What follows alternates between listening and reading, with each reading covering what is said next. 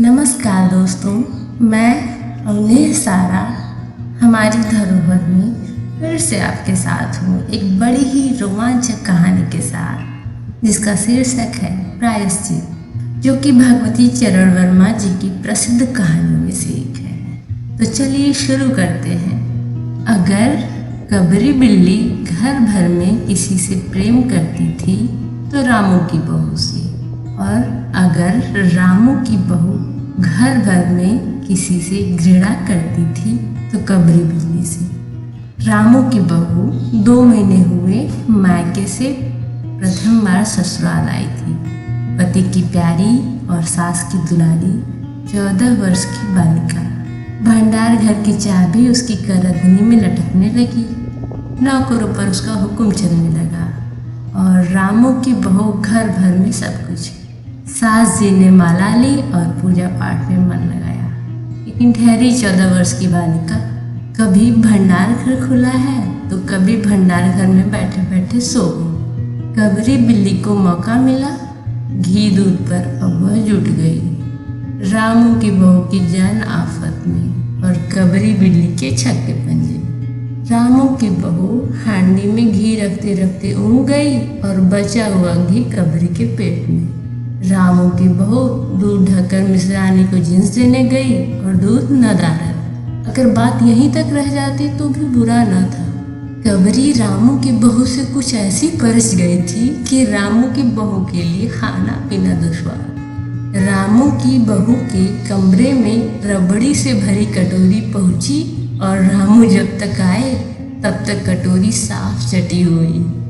बाजार से बालाई आई और जब तक रामू की बहू ने पान लगाया बालाई गायब। रामू की बहू ने तय कर लिया कि या तो वही घर में रहेगी या फिर कबरी बिल्ली। मोर्चा बंदी हो गई और दोनों सतर्क। बिल्ली फंसाने का कटघरा आया, उसमें दूध, मलाई, चूहे और भी बिल्ली को स्वादिष्ट लगने वाले विविध प्रकार के व्यंजन रखे गए, लेकिन बिल्ली ने उधर निगाह तक न डाली। इधर कबरी ने सरगर्मी दिखाई। अभी तक तो वह रामू की बहू से डरती थी, पर अब वो साथ लग गई, लेकिन इतने फासले पर कि रामू की बहू उस पर हाथ न लगा सकी। कबरी के हौसले बढ़ जाने से रामू की बहू को घर में रहना मुश्किल हो गया। उसे मिलती थी सास की मीठी झिड़कियाँ और पतिदेव को मिलता था रूखा सूखा भोजन। एक दिन रामू की बहू ने रामू के लिए खीर बनाई।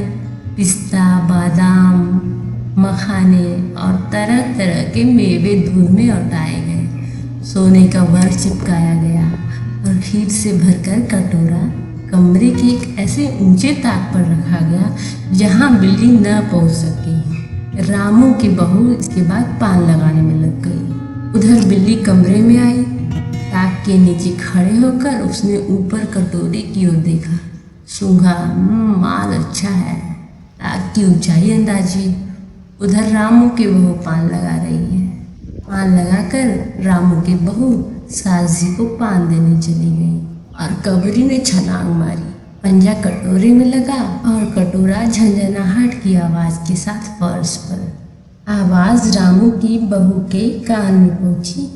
सास के सामने पान फेंक कर वह दौड़ी। क्या देखती है कि फूल का कटोरा टुकड़े टुकड़े, खीर फर्श पर और बिल्ली डटकर खीर उड़ा रही है। रामू की बहू को देखते ही कबरी चंपट। रामू की बहू पर खून सवार हो गया। न रहे बांस न बचे बांसुरी। रामू की बहू ने कबरी की हत्या पर कमर कस ली। रात भर उसे नींद न आई। किस दाव से कबरी पर वार किया जाए कि फिर जिंदा न बचे, यही पड़ी पड़ी सोचती रही। सुबह हुई और वह देखती है कि कबरी देहरी पर बैठी बड़े प्रेम से उसे देख रही है। रामू की बहू ने कुछ सोचा। इसके बाद मुस्कुराती हुई वह उठी। कबरी रामू की बहू के उठते ही खिसक गई। रामू की बहू एक कटोरा दूध कमरे के दरवाजे की देहरी पर रखकर चली गई। हाथ में पाटा लेकर वह लौटी तो देखती है कि कबरी दूध पर जुटी हुई है। मौका हाथ में आ गया। सारा बल लगाकर पाटा उसने बिल्ली पर पटक दिया। कबरी न हिली न डुली न चीखी न चिल्लाई, बस एकदम उलट गई। आवाज़ जो हुई तो महरी झाड़ू छोड़कर, मिसरानी रसोई छोड़कर और सास पूजा छोड़कर घटनास्थल पर उपस्थित हो गई। रामू की बहू सर झुकाए हुए अपराधिनी की भांति सारी बातें सुन रही है। महरी बोली, अरे राम, बिल्ली तो मर गई। माँ जी, बिल्ली की हत्या बहू से हो गई, यह तो बुरा हुआ। मिसरानी बोली, माँ जी, बिल्ली की हत्या और आदमी की हत्या बराबर है। हम तो रसोई ना बनावेंगे जब तक बहू के सिर हत्या रहेगी। सास जी बोली, हाँ ठीक तो कहती हो। अब जब तक बहू के सर से हत्या न उतर जाए तब तक न कोई पानी पी सकता है न खा सकता है। बहू यह क्या कर डाला। महरी ने कहा, फिर क्या हो, कहो तो पंडित जी को बुलाए लाए। सास की जान में जान आई। अरे हाँ, जल्दी दौड़ के पंडित जी को बुला लो। बिल्ली की हत्या की खबर बिजली की तरह पड़ोस में फैल गई। पड़ोस की औरतों का रामू के घर तांता बध गया। चारों तरफ से प्रश्नों की बौछार और रामू की बहू सिर झुकाए बैठी। पंडित परम सुख को जब यह खबर मिली उस समय वे पूजा कर रहे थे। खबर पाते ही वे उठे, पंडिताइन से मुस्कुराते हुए बोले, भोजन न बनाना, लाला घासीराम की पतोहू ने बिल्ली मार डाली, प्रायश्चित होगा, पकवानों पर हाथ लगेगा। पंडित परम सुख चौबे छोटे और मोटे से आदमी, लंबाई 4 फीट 10 इंच और तोंद का घेरा 58 इंच, चेहरा गोलमटोल, मूछें बड़ी बड़ी, रंग गोरा, चोटी कमर तक पहुँचती हुई। कहा जाता है कि मथुरा में जब पसेरी खुराक वाले पंडितों को ढूंढा जाता था तो पंडित परम सुख जी को उस लिस्ट में प्रथम स्थान दिया जाता था। पंडित परम सुख पहुँचे और कोरम पूरा हुआ। पंचायत बैठी। सास जी, मिसरानी, किस्नों की माँ, छन्नों की दादी और पंडित परम सुख। बाकी स्त्रियाँ बहू से सहानुभूति प्रकट कर रही थी। किस्नों की माँ ने कहा, पंडित जी, बिल्ली की हत्या करने से कौन सा नरक मिलता है। पंडित परम सुख ने पत्रा देखते हुए कहा, बिल्ली की हत्या अकेले से नरक का नाम नहीं बतलाया जा सकता। वह मुहूर्त भी मालूम हो जब बिल्ली की हत्या हुई तब नरक का पता लग सकता है। यही कोई 7 बजे सुबह मिसरानी जी ने कहा। पंडित परम सुख ने पत्रे के पन्ने उल्टे, अक्षरों पर उंगलियां चलाई, माथे पर हाथ लगाया और कुछ सोचा। चेहरे पर धुंधलापन आया, माथे पर बल पड़े, नाक कुछ सिकुड़ी और स्वर गंभीर हो गया। हरे कृष्ण, बड़ा बुरा हुआ। प्रातःकाल ब्रह्म मुहूर्त में बिल्ली की हत्या घोर कुंभी पाप नरक का विधान है। रामू की माँ, यह तो बड़ा बुरा हुआ। रामू की माँ की आंखों में आंसू आ गए। तो फिर पंडित जी, अब क्या होगा, आप ही बतलाएं। पंडित परम सुख मुस्कुराए। रामू की माँ, चिंता की कौन सी बात है, हम पुरोहित फिर कौन दिन के लिए हैं। शास्त्रों में प्रायश्चित का विधान है, सो प्रायश्चित से सब कुछ ठीक हो जाएगा। रामू की माँ ने कहा, पंडित जी, इसीलिए तो आपको बुलाया था। अब आगे बतलाओ कि क्या किया जाए। किया क्या जाए, यही एक सोने की बिल्ली बनवा कर बहू से दान करवा दी जाए। जब तक बिल्ली न दे दी जाएगी तब तक तो घर अपवित्र रहेगा। बिल्ली दान देने के बाद 21 दिन का पाठ हो जाए। छन्नू की दादी बोली, हाँ और क्या, पंडित जी ठीक ही तो कहते हैं। बिल्ली अभी दान दे दी जाए और पाठ फिर हो जाए। रामू की माँ ने कहा, तो पंडित जी कितने तोले की बिल्ली बनवाई जाए। पंडित परम सुख मुस्कुराए। अपनी तोंद पर हाथ फेरते हुए उन्होंने कहा, बिल्ली कितने तोले की बनवाई जाए। अरे रामू की माँ, शास्त्रों में तो लिखा है कि बिल्ली के वजन भर सोने की बिल्ली बनवाई जाए। लेकिन अब कलयुग आ गया है, धर्म कर्म का नाश हो गया है, श्रद्धा नहीं रही। सो रामू की माँ, बिल्ली की तौल भर की बिल्ली तो क्या बनेगी, क्योंकि बिल्ली 20-21 से कम की क्या होगी। हाँ, कम से कम 21 तोले की बिल्ली बनवा के दान करवा दो, और आगे तो अपनी अपनी श्रद्धा। रामू की माँ ने आंखें फाड़ कर पंडित परम सुख को देखा। अरे बाप रे, 21 तोला सोना! पंडित जी, यह तो बहुत है, तोला भर की बिल्ली से काम ना निकलेगा। पंडित परम सुख हंस पड़े। रामू की माँ, 1 तोला सोने की बिल्ली? अरे रुपया का लोभ बहू से बढ़ गया। बहू के सिर बड़ा पाप है, इसमें इतना लोभ ठीक नहीं। मोल तो शुरू हुआ और मामला 11 तोले की बिल्ली पर ठीक हो गया। इसके बाद पूजा पाठ की बात आई। पंडित परम सुख ने कहा, उसमें क्या मुश्किल है, हम लोग किस दिन के लिए हैं। रामू की माँ, मैं पाठ कर दिया करूँगा, पूजा की सामग्री आप हमारे घर भिजवा देना। पूजा का सामान कितना लगेगा?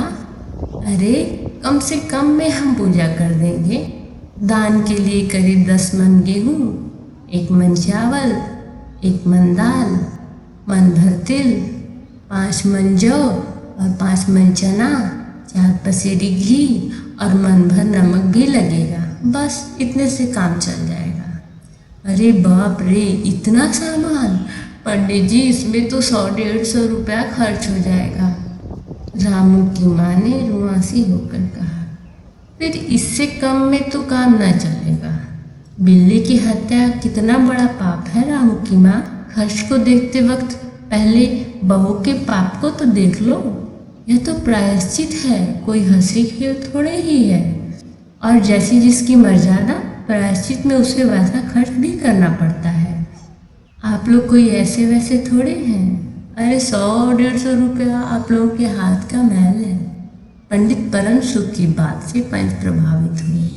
किसनू की माँ ने कहा, पंडित जी ठीक तो कहते हैं, बिल्ली की हत्या कोई ऐसा वैसा पाप तो है नहीं। बड़े पाप के लिए बड़ा खर्च भी चाहिए। छन्नू की दादी ने कहा, और नहीं तो क्या, दान पुण्य से ही पाप करते हैं, दान पुण्य में किफ़ायत ठीक नहीं। मिश्रानी ने कहा, और फिर माँ जी आप लोग बड़े आदमी ठहरे, इतना खर्च कौन आप लोगों को अखरेगा। रामू की माँ ने अपने चारों ओर देखा, सभी पंच पंडित जी के साथ। पंडित परम सुख मुस्कुरा रहे थे।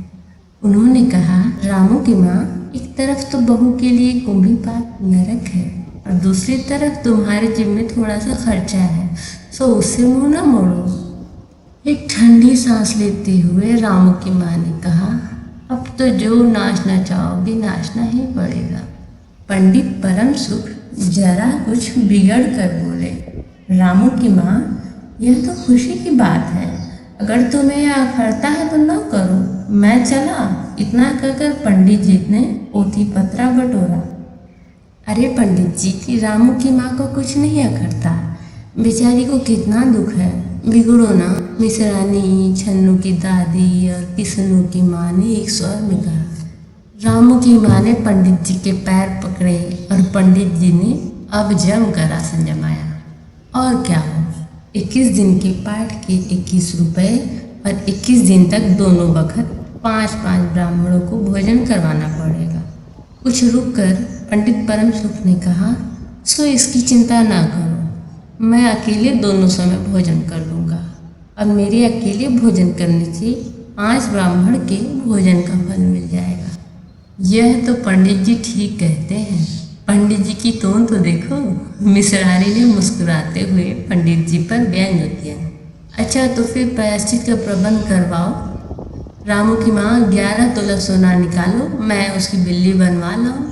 2 घंटे में मैं बनवा कर लौटूंगा। तब तक सब पूजा का प्रबंध कर रखो। और देखो, पूजा के लिए पंडित जी की बात ख़त्म भी न हुई थी कि महरी हाफती हुई कमरे में घुस आई और सब लोग चौंक उठे। रामू की माँ ने घबरा कर कहा, अरे क्या हुआ री? महरी ने लड़खड़ाते स्वर में कहा, माँ जी, बिल्ली तो उठकर भाग गई। धन्यवाद। और अगर आपको हमारी कहानियाँ अच्छी लगती हैं तो बने रहिए हमारे चैनल के साथ।